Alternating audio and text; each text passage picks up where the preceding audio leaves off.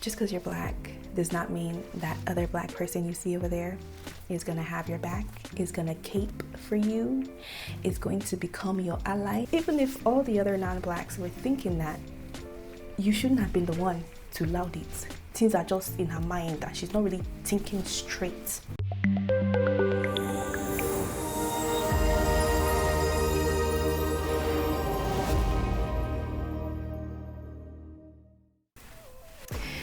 Hello guys, welcome back. Welcome back. So today I have a fun one for y'all because when I tell you that not all skin folk is kinfolk, okay, there is so much truth to that saying, so much truth. So today I'm going to talk a little bit about that, give a little rant on it. All right, I'll label this a mini YouTube rant. Yes, this might be a series, mini YouTube rants, but this is the first of the mini YouTube rants because boy, do I have to rant about this.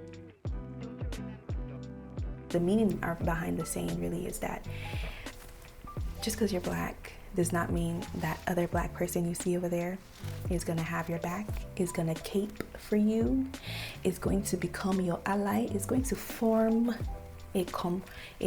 become your comrade.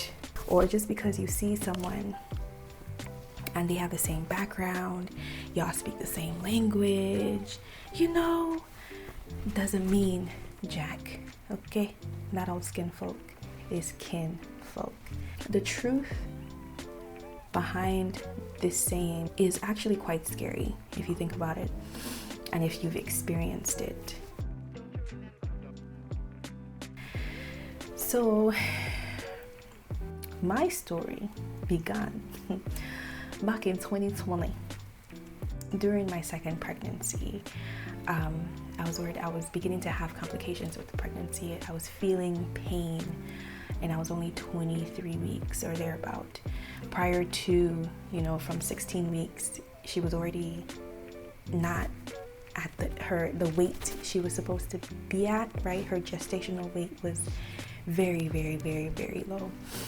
So, complications leading up to the 23rd week. So by 23 weeks now, I was feeling pain at home and everything. So the next day, I decided to just, go to the emergency room.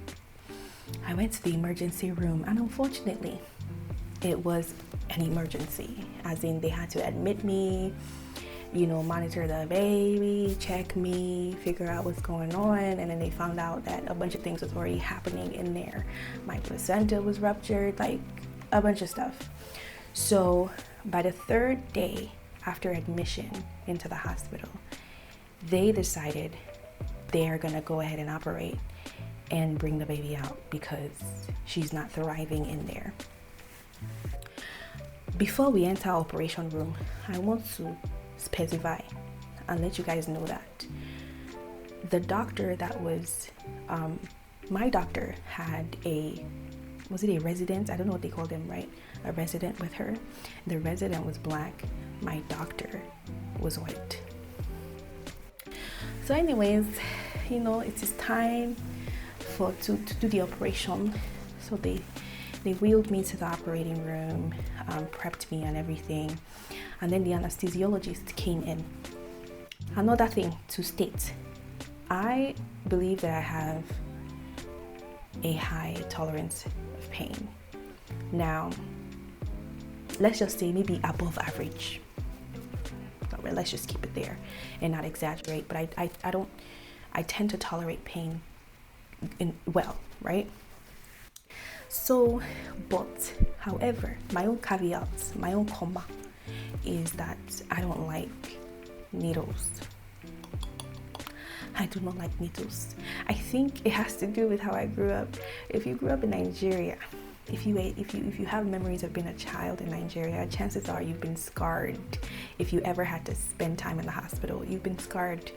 You hate hospitals, probably with a passion, and you better still, you hate needles with a passion because the needles they be using. Oh.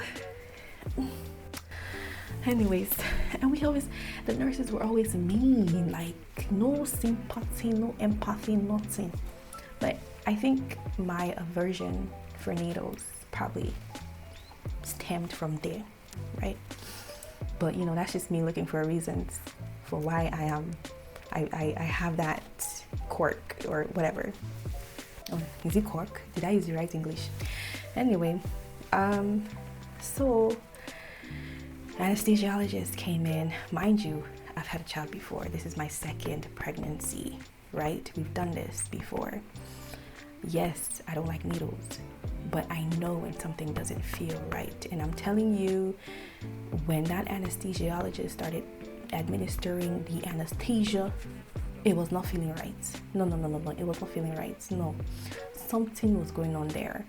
And then I started I started giving all the signs of, I'm uncomfortable, I'm in pain, And while that was going on, like I said, my doctor, the white lady was just nice. She was the sweetest person ever, like sweet.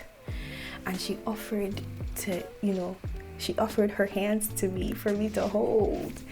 And I remember squeezing her hands. And I was just like, I felt so bad because I'm like, this is a surgeon. She's about to perform surgery on you. Why would you squeeze her hand like that? This is her money maker, right? But of course, I wasn't thinking like that. When it comes to thoughts, my mind was everywhere. Like, I'm about to have this child so early. Like, my mind was everywhere, right? But anyways, so she was helping me. I squeezed her hand, and they were choking me in my back, in my spinal cord. Fine. And then standing next to this white lady, next to my doctor, is the black resident, and she was just looking at me like this. Like, she was giving me a look, like, that look of like, why are you even, you're doing the most, you know what I mean, type of thing.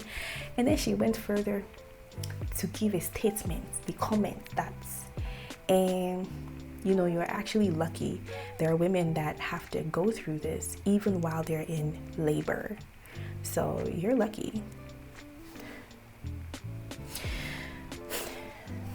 Pause. Truthfully speaking, the statement itself wasn't an issue. It actually was true. What she said was 100% true. There are women that, in worse position, going through a lot of pain already, and then having to stay still, right, for the needle to go in and the anesthesia to go in. So I get that. That is 100% true. But the reason why it was so tone deaf of her to make that kind of statement, being that we're both black women, is the fact that we are so disproportionately gaslighted? I be gaslit. In the medical setting, as pregnant women, we get gaslighted a lot. Like, people gaslight us a lot. The medical professionals, nurses, they gaslight us a lot, especially when it comes to our pain and the pain that we're experiencing. Women have lost their lives that way because they've been dismissed. Their pain has been dismissed.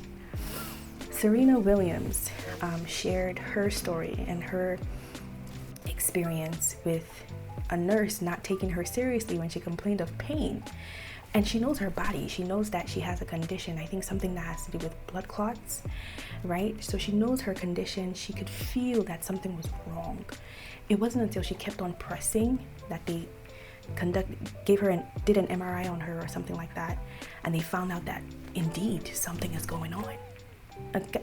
Like, this is something that happens. We're in such a sensitive space for her to make that kind of statement. Of course, at the beginning, in the moment, I didn't even care about anything else. Like, my mind, like I said, my mind was everywhere. It was later. You know how you sit, you ponder on everything. And then it now dawned on me, like, wait, she actually said that. Like, she opened her mouth and she said those words.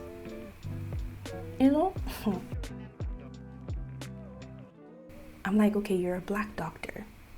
Do you not know of the issues Black women face? Do you understand that you're in a space where you are a representative of us? You know what I mean? Like, you're in that space where there's still a huge need for more representation, more Black female doctors to occupy that space. Like, we need more Black females, female doctors, right? And it's really to advocate for us, because we need someone who knows the Black experience to speak up in certain situations. So it's now a question of, as a Black woman, a Black female doctor, does she know the Black experience? Has she experienced the Black experience? Because I don't know how she could have not understood the gravity of her words at the moment. Again, to be fair, I know that what she said is 100% true. And there could be so many different components to it. Maybe she's had a long day. She's, things are just in her mind and she's not really thinking straight.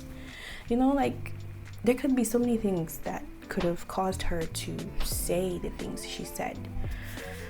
But it's like, you fumbled.